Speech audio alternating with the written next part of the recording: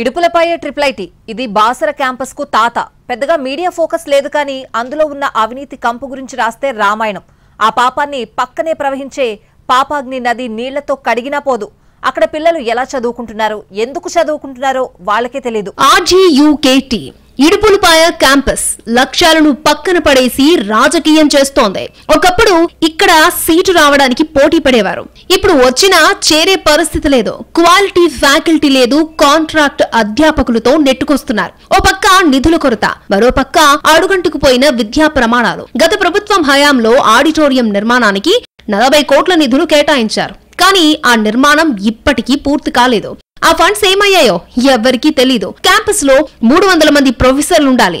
ఉన్నది 236 మంది మాత్రమే. వారిలో కూడా 15 మంది రెగ్యులర్ ఉద్యోగులు. మిగతా వారంతా గెస్ట్ కాంట్రాక్ట్ లెక్చరర్స్.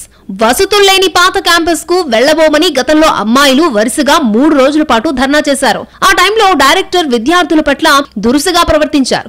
కొందరిపై చేయి చేసుకున్నారు. అదేంటని అడిగితే పేరెంట్స్ మీద కూడా నోరు పారేసుకున్నారు. ఇడుపులపాయ ట్రిపుల్ ఐటీ క్యాంపస్ కు మరో చెడ్డ పేరు ప్రొఫెసర్ల లైంగిక వేధింపుల ఆరోపణలు. పాఠాలు చెప్పాల్సిన పంతుళ్లు అమ్మాయిల పట్ల వికృత చేష్టలకు పాల్పడ్డారు. ప్రాక్టికల్స్ లో మార్కులు తక్కువ వేస్తామని బ్లాక్ మెయిల్ చేస్తారు. మీ సంగతి వైవాలో చూసుకుంటామని బెదిరిస్తారు. 2025 మార్చిలో ఒక ఫిజిక్స్ లెక్చరర్ వికారపు చేష్టలు క్యాంపస్ పరువును బజారు పాలు చేశాయి. ఇంకా ఘోరం ఏంటంటే కంటికి రెప్పలా కాపాడాల్సిన భద్రతా సిబ్బందే విద్యార్థినులను చెరపట్టాలని చూశారు. 2020 జనవరిలో ఒక భద్రతా అధికారి మహిళల్ని లైంగికంగా వేధించాడు. ఇక కొన్ని సందర్భాల్లో విద్యార్థుల ఆత్మహత్యలు విషాదంగా మారాయి. ఆ సూసైడ్స్ కి కారణం ఇంతవరకు తేలలేదు. లైంగిక వేధింపులు భరించలేక చనిపోయారా, అకాడమిక్ ప్రెషర్ తట్టుకోలేకపోయారా, లేక క్యాంపస్ లో కులాల పేరుతో జరుగుతున్న అరాచకానికి వివక్షకు బలయ్యారా అన్నది ఇప్పటికీ మిస్టరీగా మారింది. దీనికి ఒక కమిటీ లేదు, నివేదిక లేదు. ఒక విద్యార్థి ఆత్మహత్య చేసుకుంటే వాళ్ళకదో చిన్న విషయం. ఇక ఇందులో హైర్ కారీ నిర్వాహకు గురించి ఎంత చెప్పుకున్నా తక్కువే. క్యాంపస్ వెహికల్స్ ని సొంత బండ్ల కంటే అధ్వానంగా వాడతారు. విద్యాలయ అవసరాలకు నడపాల్సిన వాహనాలను బజారులో కూరగాయలు తేవడానికి, పాపని స్కూల్లో దిగబెట్టడానికి, అమ్మగారిని టౌన్ కి తీసుకెళ్లడానికి, షాపింగ్ మాల్ దగ్గర వదిలిపెట్టడానికి తిప్పుతూ ఉంటారు.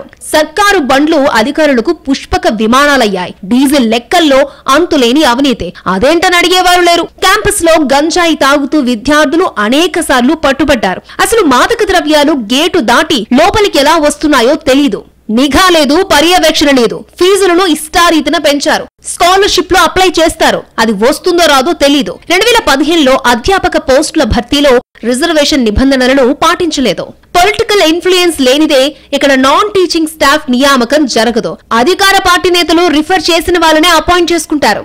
క్యాంటీన్ నిర్వహణ మొత్తం పొలిటీషియన్ల కనుసన్నల్లోనే నడుస్తుంది. ప్రభుత్వం మారగానే క్యాంటీన్ కాంట్రాక్టర్ మారతాడు. అధికారంలో ఉన్న పార్టీ నేతల బినామీలు, అసమ్మదీయులు ఆ కాంట్రాక్టర్ దక్కించుకుంటారు. ఎవరైనా ఫ్యాకల్టీ మానేస్తే ఆ ప్లేస్ లో రాజకీయ నేతలు సూచించిన వారినే పెట్టుకుంటారు. రెగ్యులర్ ప్రొఫెసర్స్ లేక విద్యా ప్రమాణాలు పడిపోతున్నాయి. పంతుళ్లు చెప్పిన పాఠాలు అర్థం కాక ప్రతి ఏడాది 200 మంది పైచిలకు విద్యార్థులు ఫెయిల్ అవుతున్నారు. 10వ తరగతిలో 595 మార్కులు వచ్చిన మెరిట్ స్టూడెంట్స్ ట్రిపుల్ ఐటీలోకి వచ్చేసరికి ఫెయిల్ అవ్వడం అక్కడి దిగజారని విద్యా ప్రమాణాలకు నిదర్శనం. మరొక పక్క నిధులు లేక అభివృద్ధి పనులు పడకేశాయి. టెక్నికల్ విద్యను అభ్యసించే విద్యా సంస్థల్లో సాంకేతికతలో లోపాలుండడం తలదించుకునే విషయం.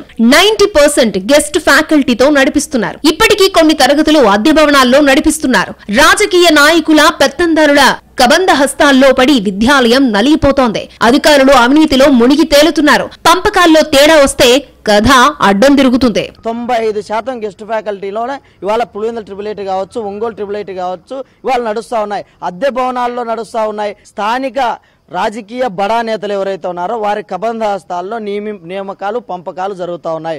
ఏమైనా వాటాల పంపకాల్లో తేడా వస్తే ఇన్స్టెంట్ గా ఆ యొక్క ఉద్యోగస్తులకు, అక్కడ ఉన్నటువంటి టెండర్లకు వారి యొక్క లాభాపేక్షతో నడుస్తా ఉన్నాయి తప్ప.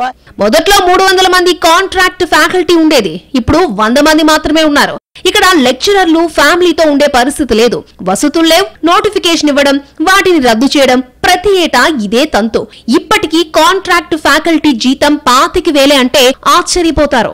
జీవో 110 అనేది మాకు ఇంప్లిమెంట్ చేస్తున్నామని చెప్తున్నారు. అది చూస్తే దాంతో మాకు ఇచ్చే శాలరీ చాలా తక్కువగా ఉంది. సో మీరు చూస్తే మా ఫ్యాకల్టీ ఏంటంటే మేము ఫస్ట్లో 300 మంది జాయిన్ అయినాము. సో ఇప్పుడు ఏమైంది అంటే క్రమంగా తగ్గిపోయేసి 100 మందికి చేరిపోయినాం. ఎందుకు ఈ విధంగా జరుగుతుంది అంటే మా ఫ్యాకల్టీ వాళ్ళు ఇక్కడ ఉండే పరిస్థితుల్ని అనుకూలంగా లేకపోవడం వల్ల సో వాళ్ళ ఫ్యామిలీస్ని గడుపుకోనికి చాలా ఇబ్బంది కలుగుతుంది. కాబట్టి వాళ్ళు ఏంటంటే వేరే సోర్సెస్కి వెళ్ళిపోతున్నారు. సో నోటిఫికేషన్స్ కానీ ఇస్తున్నారు, బట్ కానీ అవి కానీ ఏమవుతున్నాయంటే రద్దు అయిపోతున్నాయి. ఇక్కడ సెట్ నెట్ ఎగ్జామ్ లేదు, అసలు ఆ ఎగ్జామ్ ప్యాటర్నే లేదు. చాలా సార్లు గవర్నమెంట్ దృష్టికి తీసుకెళ్లారు. రెగ్యులర్ ఫ్యాకల్టీ ఉన్న వాళ్ళు క్లాసులకు వెళ్లరు, చదువు చెప్పరు. కాంట్రాక్ట్ టీచర్స్ ని క్లాసులకు పంపిస్తారు. వాళ్ళపై వర్క్ లోడ్ పడుతోంది. పైగా వాళ్ళ పట్ల చిన్న చూపు. సెట్ నెట్ లేకపోవడం వల్ల గెస్ట్ ఫ్యాకల్టీని డెసిగ్నేషన్ ఇచ్చి స్టిల్ నౌ ఇప్పటిదాకా మాకి ఎటువంటి బెనిఫిట్స్ లేకుండా ఒక పేపర్ కానీ ఎగ్జామ్ ప్యాటర్న్ కానీ ఏదైనా కూడా మాకు ఏ బెనిఫిట్స్ లేకుండా ఇప్పటిదాకా మమ్మల్ని ఇలాగే ఉంచి 25,000 జీతంతోనే గడపమని మా అధికారులు ఎటువంటి యాక్షన్ కూడా తీసుకోకుండా కోర్టు ఇచ్చినా కూడా ఏం చేసినా కూడా ఏమీ చేయకుండా మమ్మల్ని ఇలాగే ఉంచి చాలా ఇబ్బంది పెడుతున్నారు. అసిస్టెంట్ ప్రొఫెసర్తో పాటు మేము కూడా చేస్తున్నాం కదా, సేమ్ వర్క్ లోడ్ కదా చేస్తున్నాం. మరి అంతే వర్క్ లోడ్ చేస్తున్నప్పుడు మమ్మల్ని ఎందుకు ఇంత వేరియేషన్ గా చూడము?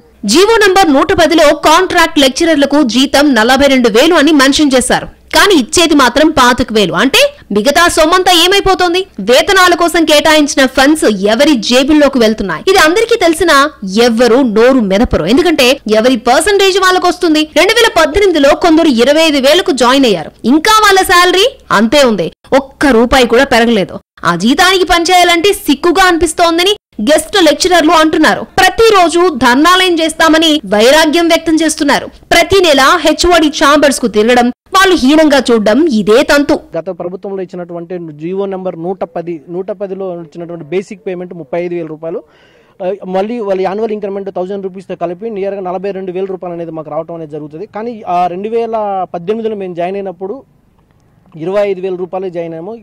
2018 నుంచి ఈ రోజు వరకు కూడా ఏ ఒక్క సింగిల్ రూపీ కూడా మాకు పెరగలేదు. మేము ధర్నాలు చేయటము, వాళ్ళ దగ్గరికి వెళ్ళటము, ప్రతిరోజు కూడా వీసీగా కానీ, రిజిస్ట్రార్ గారికి కానీ, లేకపోతే ఛాన్సలర్ గారికి కానీ, హైయర్ ఎడ్యుకేషన్ చైర్మన్ గారి దగ్గర కానీ, డైరెక్టర్ గారి దగ్గరికి ప్రతిసారి కూడా ప్రతి నెల కూడా మేము తిరుగుతూ వాళ్ళకి రిప్రజెంటేషన్ అనేది ఇవ్వడం జరుగుతుంది. కానీ ఈ రోజు కూడా ఎలాంటి చలనం అనేది వాళ్ళ నుంచి రావట్లేదు. అన్ని అర్హతలు ఉన్నప్పటికీ గెస్ట్ ఫ్యాకల్టీ పట్ల యూనివర్సిటీ ఎందుకు నిర్లక్ష్యంగా వ్యవహరిస్తుందో తెలీదు. రకరకాల కారణాలతో కొందరు మానేశారు. కాంట్రాక్ట్ లెక్చరర్లు కూడా యూనివర్సిటీకో దండం అంటున్నారు. పాఠాలు చెప్పేవాళ్ళు లేకపోవడంతో ఒక్కొక్క సెక్షన్ లో 60 మంది విద్యార్థులను నెట్టేస్తున్నారు. ఇది కూడా విద్యా ప్రమాణాలు పడిపోవడానికి మరొక ముఖ్య కారణం. మొత్తంగా అత్యున్నత లక్ష్యంతో ప్రారంభించిన ఇడుపులపాయ క్యాంపస్ రాజకీయ రొంపిలో పడి భ్రష్టు పట్టిపోయింది. కాపాడాల్సిన పాలకులు దశాబ్దాలుగా కళ్లు మూసుకునున్నారు.